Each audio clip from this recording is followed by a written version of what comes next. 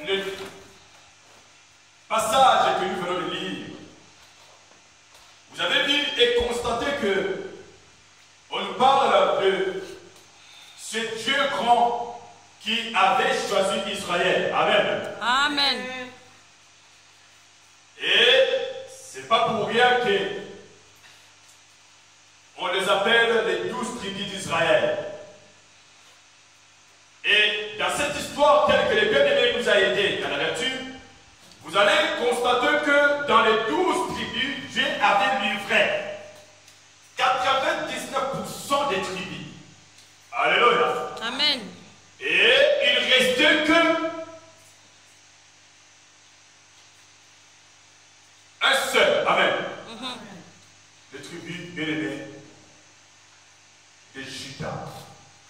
Et le passage bien-aimé de 2 Rois chapitre 17, le verset 18 à 9 à 19, pardon, là, on nous montre clairement que il restait dans les 12 tribus, maman Fifi, que un seul, les tribus de Juda. Alléluia. Amen. Alléluia. Amen. Dans cette histoire, vous allez remarquer que on essaie de nous rapporter, bien-aimés, les jours où le roi Ézéchias était tranquille dans son palais. Alléluia. Il y avait un roi, bien-aimé, qui était tranquille dans son palais. Et de l'autre côté, qu'on appelait le tribu d'Israël, qui, à l'intérieur, il y en avait au moins 10, alléluia, qu'on appelait Israël, et que Jéroboam était le roi. Alléluia. Amen. Et de l'autre côté, il y avait un des tribus qu'on appelait le tribu de Juda, qui Ézéchias était aussi le roi. Vous êtes là? Amen. Mais la Bible dit, le tribu d'Israël a été livré. Dieu avait livré cela à la merci de ses ennemis. On nous a même énuméré, détaillé, donné des raisons qui ont fait que Dieu livre ces tribus. Alléluia. Amen. Alors, sachant qu'il restait un seul, cette tribu qu'on appelait le tribu de Juda. Et le roi de cette tribu de Juda, il s'appelait comment? Ézéchias. Alléluia. Amen. Vous êtes là? Amen. Vous êtes là? Amen. Et ce roi Ézéchias, bien-aimé, était tranquille, bien-aimé, chez soi. Mais un jour, il va recevoir un courrier, un lettre, bien-aimé, qui venait de quelque part. Moi, j'ai intitulé ce lettre, bien-aimé, la lettre du Ménance. Dans ce courrier, bien-aimé du Seigneur, qui venait directement chez l'autre roi, le roi à question qui Dieu avait déjà premièrement livré auparavant, les 10 tribus d'Israël que nous appelons Israël, par lesquels le roi Jéroboam était en train de diriger. Alléluia. Amen. Est-ce que vous me saisissez? Amen. Le roi Jéroboam, bien-aimé, Dieu avait livré sa nation, qu'on appelait Israël, à cause du péché et de l'idolâtrie, à cause de l'abomination. Et Dieu les a livrés. La Bible même souligne et dit que Dieu les a chassés loin de sa face. Dieu est capable de le faire. Et il le fait jusqu'aujourd'hui aussi. Alléluia. Amen. Dieu est capable, bien-aimé, on te voit aujourd'hui, nous adorons Dieu aujourd'hui, mais bien-aimé, à un moment donné, vous disparaissez comme du sel dans l'eau. N'oubliez pas, la Bible dit, le méchant ne peut demeurer et résister de l'assemblée des justes. Là, vous dites pas Amen. Amen. Si Dieu a écarté le plus loin possible d'Israël, parce que l'Israël, bien-aimé, s'est plongé dans le péché qu'on appelle le mal. Alléluia. Amen. Il est écrit, il est le même hier, aujourd'hui et Éternellement. Souvenez-vous-en bien. Prophétesse Mérée, la Bible dit, le fils de la maison, lui, il reste à la maison, même si le papa le finisse. Mais l'étranger, autrement dit l'esclave, l'enfant rebelle, il ne reste pas. Là, vous dites pas Amen. Amen. Y a-t-il des enfants étrangers dans la maison de Dieu?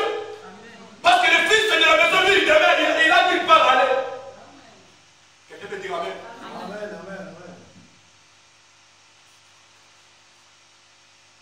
Ici, Ézéchias représente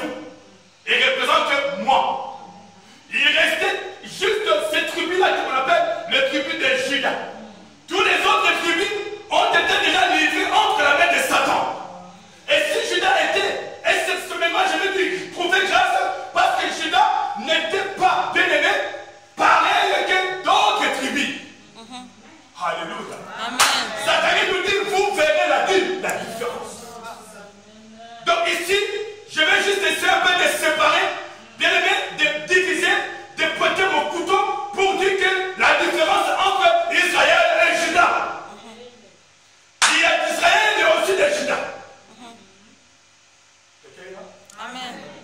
Quelqu'un de ceci? Amen. Alléluia. Tu es de quel côté? Tu es d'Israël ou tu es de Juda? Parce que la fidélité, l'intégrité, l'obéissance, la sainteté, la crainte de l'Éternel était de l'autre côté de Juda. Mais de l'autre côté, c'est l'abomination, c'est le mélange. Chacun faisait ce qui le plaisait. Alléluia. Un enfant de Dieu ne fait pas ce qui le plaisait. Il ne fait pas comme il veut. Parce qu'il dépend de Dieu. Amen. Alléluia. Alléluia. Amen. Ézéchias se va recevoir la lettre. Bien que quand il a reçu la lettre de la main de cet homme qu'on appelait le messager, Ézéchias se va lire la lettre. Et il va dire non, c'est grave. Tout ce qui est écrit dans cette lettre, c'est grave. Je ne peux faire semblant. Je ne peux fermer les yeux. Je ne peux continuer à manger. Je vais monter dans la maison de l'Éternel. La Bible dit avant de monter dans la maison de l'Éternel, Ézéchias a d'abord premièrement envoyé le messager auprès de l'homme de Dieu, Esaïe.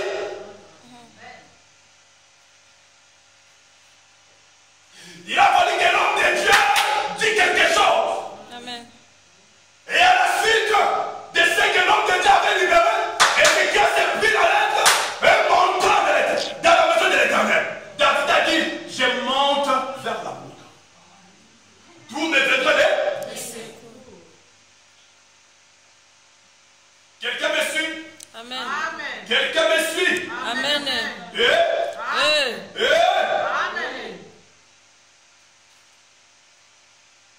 Bien-aimé, les rois de la Syrie. Bien-aimé, vous savez, Satan, c'est un gourmand. Je vais vous expliquer pourquoi je dis il est gourmand. Satan, il peut pénétrer dans ta maison. Il pénètre dans ta maison et il réussit de captiver votre femme. Il réussit de captiver toi aussi le mari. Mais Satan, il ne va pas s'arrêter là. Il va aller encore chercher des enfants. Vous dites pas Amen. Amen. Satan ne se rassasie jamais. Je veux dire à quelqu'un, Satan a déjà 70%, 90% de ta maison au contrôle. Mais il lui reste que 10%. Mais les 10% que toi tu n'as pas encore récupéré, c'est là le même à la lettre.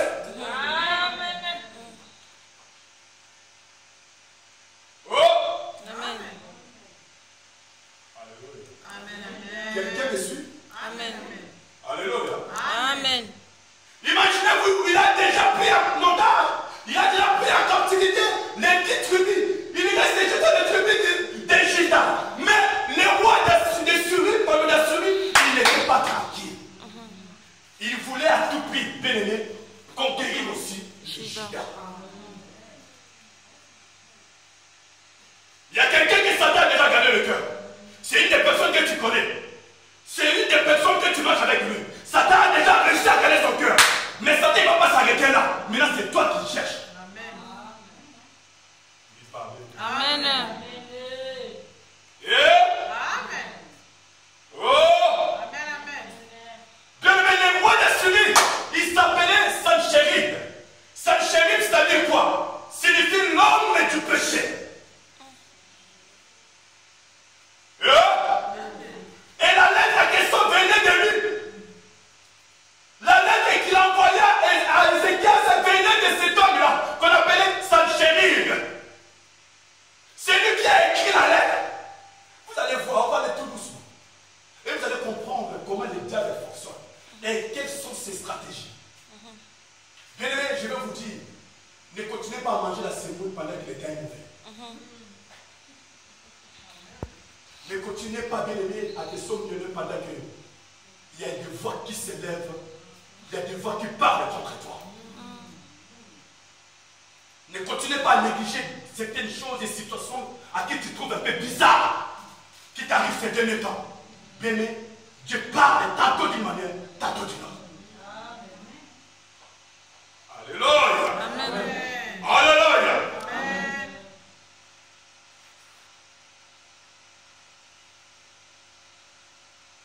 Jérusalem a été assiégée.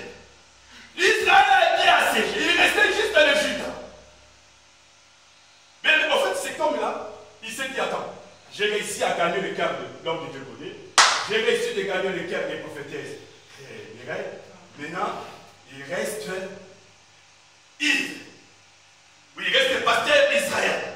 Il reste pasteur Israël. Bien aimé, Satan n'était pas tranquille au moment où il n'avait pas encore réussi à conquérir toute la nation de Dieu. Il y a tellement de choses que Satan a déjà réussi de conquérir dans votre vie. Mais il y a un seul truc, il y a une seule chose qui le met, bien aimé, mal à l'aise. Et il veut, bien aimé, vous en débarrasser avec ça. Alors il a dit, garde ce que tu as, afin que le diable